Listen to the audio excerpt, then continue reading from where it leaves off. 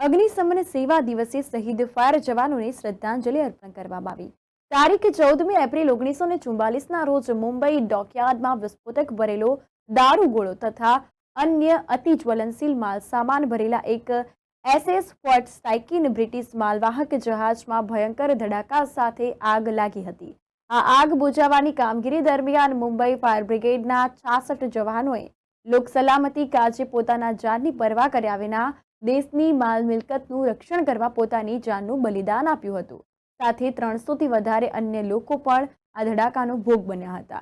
કુદરતી હોનારતો અને માનવસર્જિત હોનારતોમાં લોકોના જાનમાલનું રક્ષણ કરવા પોતાના જાનનો ન્યોછાવર કરીને પ્રાણની આહુતિ આપી ફાયર બ્રિગેડનું ગૌરવ વધારનાર નામી અનામી શહીદોની યાદમાં ભારત સરકારના આદેશથી દર વર્ષે 14મી એપ્રિલને અગ્નિશમન સેવા દિન તરીકે મનાવવામાં આવે છે। અગ્નિશમન સેવાના તમામ નામી અનામી વીર શહીદોને શ્રદ્ધાંજલિ અર્પણ કરવામાં આવે છે।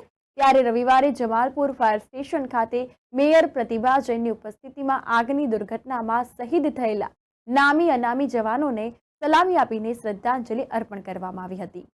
14મી એપ્રિલ એટલે અગ્નિશમન દિવસ તરીકે ઉજવવામાં આવે છે। 14મી એપ્રિલે આપણે 1944ની અંદર બોમ્બે ડોકયાર્ડની અંદર એક વિસ્ફોટક ભરેલું માલવાહક જહાજ હતું જેની અંદર આગ લાગી ગયેલી હતી।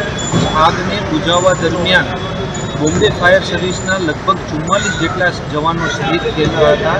ત્યાર પછી 1968માં ભારત સરકારે 14મી એપ્રિલને અગ્નિશમન દિવસ તરીકે જાહેર કરેલો છે અને જેથી આપણે જે વર્ષ દરમિયાન નામી અનામી જે શહીદો થઈ જાય અને ફાયર બ્રિગેડમાં નોકરી કરતા લોકોના જાનમાલનું નુકસાન બચાવવા માટે જે શહીદ થઈ જતા હોય છે એમના માટેનો આ દિવસ ઉજવવામાં આવે છે। એમને શ્રદ્ધાંજલિ આપવામાં આવે છે અને આ દિવસે 2 મિનિટનું મૌન પાળવામાં આવે છે।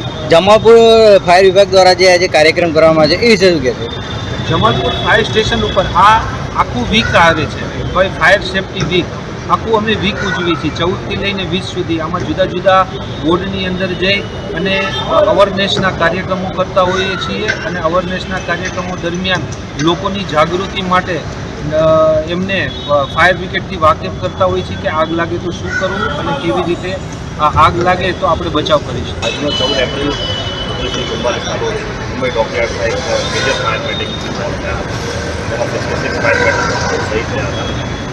ઓલ ઓવર ઇન્ડિયામાં ગૃહ મંત્રાલય ભારત સરકારનું હોમ મિનિસ્ટ્રી ડિપાર્ટમેન્ટે એક national fire service week declare કરેલો છે જેથી કરીને ઓલ ઓવર ઇન્ડિયાની અંદર 14 તારીખથી 20 તારીખ એપ્રિલ સુધી નેશનલ ફાયર સર્વિસ ડે અને વીક તરીકે ઉજવવામાં આવે છે જેમાં fire safety awareness training, fire drills, awareness point of view આ બધી વસ્તુ એને ખાસ ધ્યાનમાં રાખીને એક અવેરનેસ પોઈન્ટ ઓફ વ્યૂ એને ઉજવવામાં આવે છે અને આ એક શ્રદ્ધાંજલિનો દિવસ છે જેથી કરીને તમામ ઇન્ડિયાની અંદર અને city fire brigade, industrial fire brigade જેટલા પણ ફાયર સર્વિસના જવાનો છે એ 66 લોકોને શ્રદ્ધાંજલિ આપે છે અને એક ફાયર સેફ્ટી અવેરનેસની ટીમ આવે છે।